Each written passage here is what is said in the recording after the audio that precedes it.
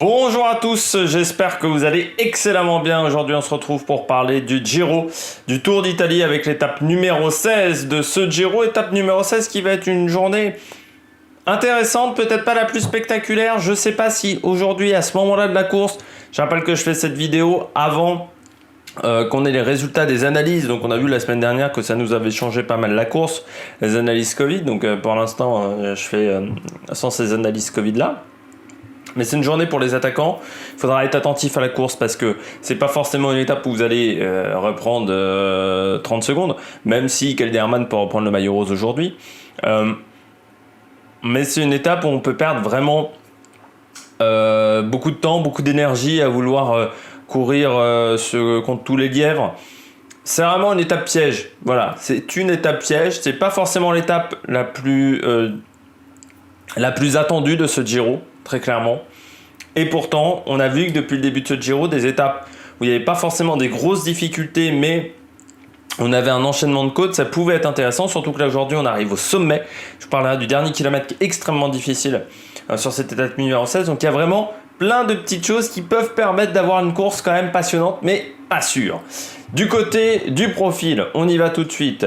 Étape qui va nous faire 230 km entre Udine et San Daniel dei Friuli. 230 km un lendemain de journée de repos, autant dire qu'il va y avoir... Ça va faire mal aux pattes, très clairement, avec un circuit final. On reviendra sur ce circuit final dont on fera quasiment 3 tours. Je dis bien quasiment. On va aller tout de suite au début de journée. C'est vraiment une journée dans la province d'Udine. Donc on va faire des petits tours dans la province d'Udine avec une première difficulté au bout de 18 km de course qui est la Madonia del Dom, 10 km 1 à 7,4% de moyenne, côte de deuxième catégorie. Ça m'étonnerait aujourd'hui que ça gagne par exemple au niveau du maillot cyclamen, tente quelque chose parce que le début de journée est déjà très difficile. Le Madonna del Dom, on y va tout de suite, bien entendu j'ai pas pris du bon côté. Madonna del Dom, vous voyez, c'est pas simple quand même.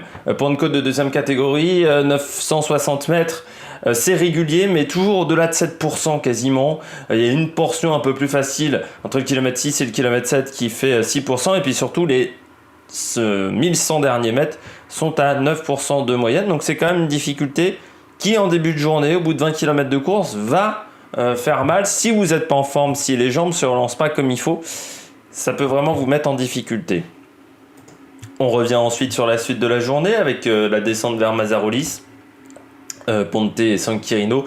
Comme l'étape fait 230 km sur les descentes, j'ai pas pu voir si vraiment il y avait des sections très techniques. Faut toujours se méfier quand même, surtout sur la fin de journée parce qu'on sera en ville sur la fin de journée autour de San Daniele del Friuli.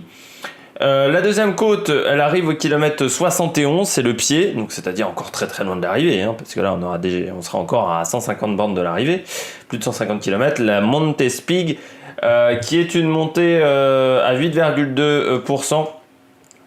La montée Spig, 4 km 700 à 8,3%. C'est vraiment le début de la montée qui est très difficile, comme vous pouvez le voir.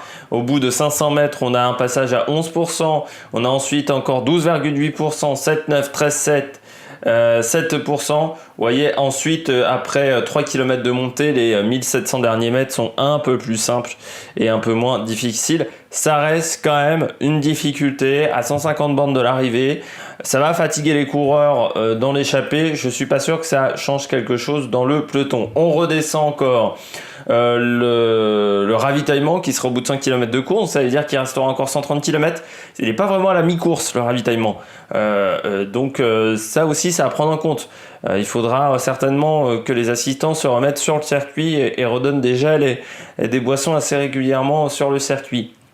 On a une difficulté qui n'est pas au classement de la montagne. Le Passo di Monte Croce, 1 km 1 à 5,4 de moyenne, c'est au km 108,5. Et puis là, ça commence à remonter en faux plat. On arrive au Monte Aperta, 3 km 3 à 7,6 de moyenne, côte de 3e catégorie. Là encore, avec de gros pourcentages.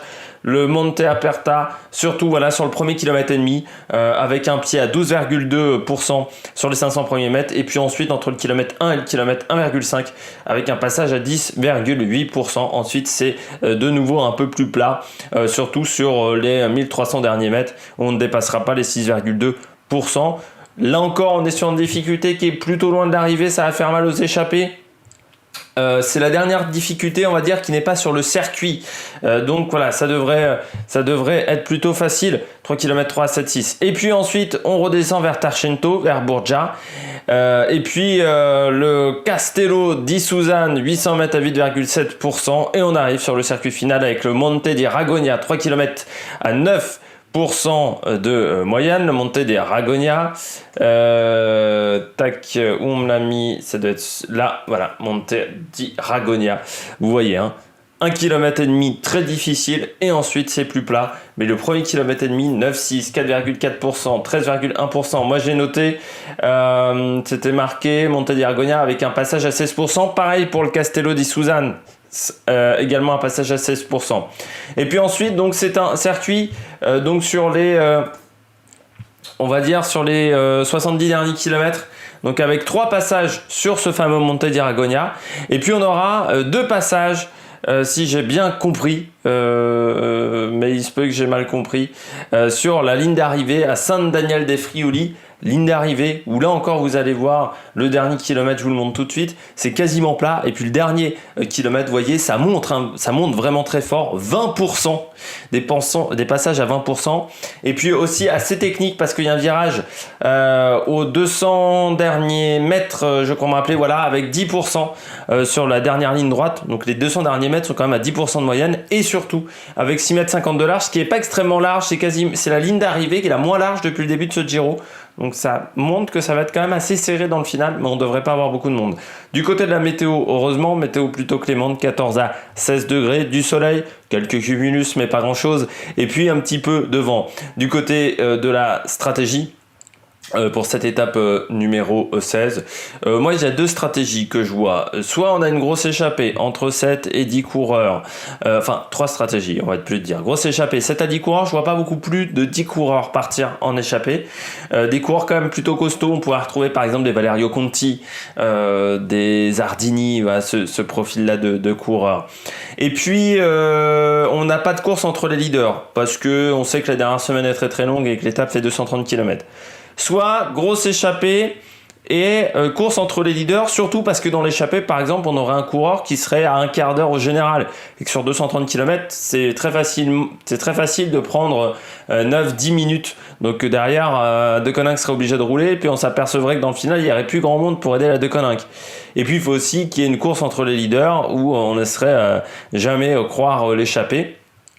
Et donc on a vraiment ces 3 profils-là d'étape, et dans 2 cas c'est l'échappée qui gagne, dans un cas c'est les leaders qui gagnent. Du côté de mes pronostics, moi j'ai mis Diego Ulissi parce qu'on a vu que sur les arrivées un petit peu en côte il était très très fort, et que je pense que Sagan ne peut pas passer aujourd'hui, ni Ballerini. Je mets Pozzo Vivo parce qu'il a perdu pas mal de temps et qu'il va vouloir reprendre au moins claquer une sur ce Giro. Et puis je mets, pour en cas d'échappée, alors là c'est la grosse cote, hein. Je pense qu'il y en a des qui n'ont quasiment pas vu sur ce Giro, c'est Jaakko Hänninen, le coureur, je l'ai fait avec le HS Pierre, le coureur finlandais d'AG2R la mondiale. On nous en dit le plus grand bien. Je me dis que c'est quand même une étape où certes c'est difficile, mais il n'y a pas les plus grosses montées, que peut-être le fait qu'il y ait 230 km, ça va faire réfléchir plusieurs coureurs avant de partir en échappée. Ça veut dire consommer pas mal d'énergie, donc Hänninen, qu'on n'a pas vu sur les 2 premières semaines, pourrait peut-être tenter le coup. Faire attention quand même, chez AG2R il y a eu un cas de coronavirus, donc il se peut qu'aujourd'hui l'équipe se soit mise hors course s'il y avait beaucoup de cas de coronavirus du côté des coureurs ou du côté du staff technique.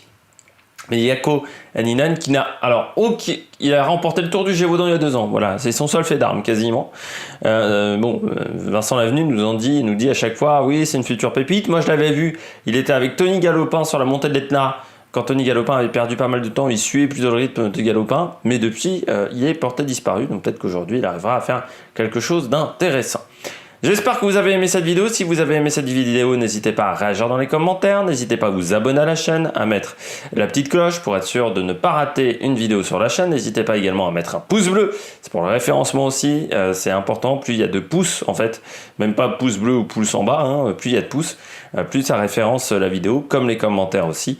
Et puis, et donc plus elle est visible sur YouTube. Et on sait que sur YouTube, c'est pas facile d'être visible. Et puis nous, on fera le débrief de cette étape et puis on se retrouve pour de nouvelles aventures sur la Méric Production. Ciao, ciao!